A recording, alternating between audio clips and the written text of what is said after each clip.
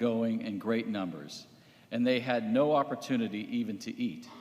So they went off in the boat by themselves to a deserted place. The people saw them leaving, and many came to know about it. They hastened there on foot from all the towns and arrived at the place before them. When he disembarked, he saw the vast crowd. His heart was moved with pity for them, for they were like sheep without a shepherd, and he began to teach them many things. The Gospel of the Lord. Praise to you, Lord Jesus Christ.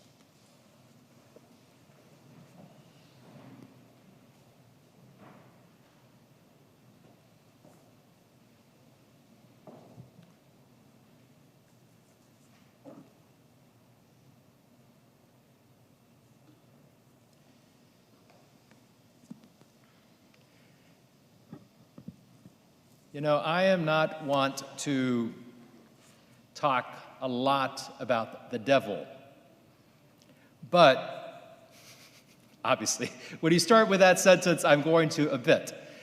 The name, the devil, comes from the Greek diabolos, who is the divider. Symbolos, bringing together, the diabolos, dividing, separating. And what the devil does is divide us from God, divide us among each other. And there's a bit of division in the world today, and in our country, and even in the church. We're told by St. Paul in our second reading that Christ is the one who brings together. That Christ is our peace. In Christ Jesus, you who once were far off have been brought near. How? By the blood of Christ. Everything Jesus did for us, coming into the world, giving his life for us, pouring himself out for us, the blood that we are going to share in as we share in the Eucharist, the body and blood, soul and divinity of Christ, brings us together, unites us to God, unites us among ourselves. He is our peace. I think it's important to hear that and to believe that. That whenever we hear stuff that's, hey, these are the good guys, these are the bad guys, and trying to separate us more and more from each other. When St. Paul was talking and writing about this, he was writing at a time that there was seen to be a great division between Christians that had come from the Jewish background and Greek Christians. And he's saying, you're one. We are one.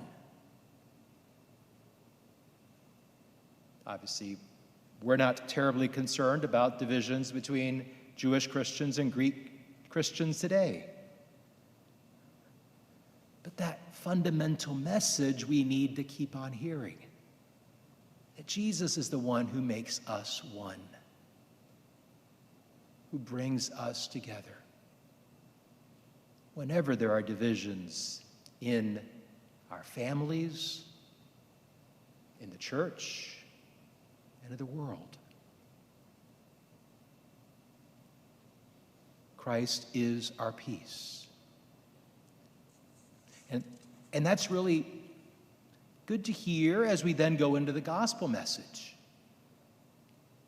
where Jesus is our peace as he invites us. And it's a good gospel for the summertime because the apostles are going out on mission and they're kind of tired, and Jesus says they need some time apart. They need some time with him. They need some time of rest. So he offers them that. Come away by yourselves to a deserted place and rest a while. And when we come away with Jesus to rest a while with him, he can give us that peace that renews us, that restores us. And he's going to feed them with the multiplication of loaves. And starting next week, we're going to shift for 5 weeks from Mark's gospel to then hear about the multiplication of loaves and Jesus explaining that multiplication of loaves in John's gospel, the bread of life. But it all flows from what he sees when he sees the people of God, when he sees the people there in the desert. We're told in Mark's gospel here, when he disembarked and saw the vast crowd, his heart was moved with pity for them, for they were like sheep without a shepherd. His heart was moved with pity for them. Really, kind of a better translation is that basically his insides were turning over. Like his whole being was turned upside down because he loved them so much.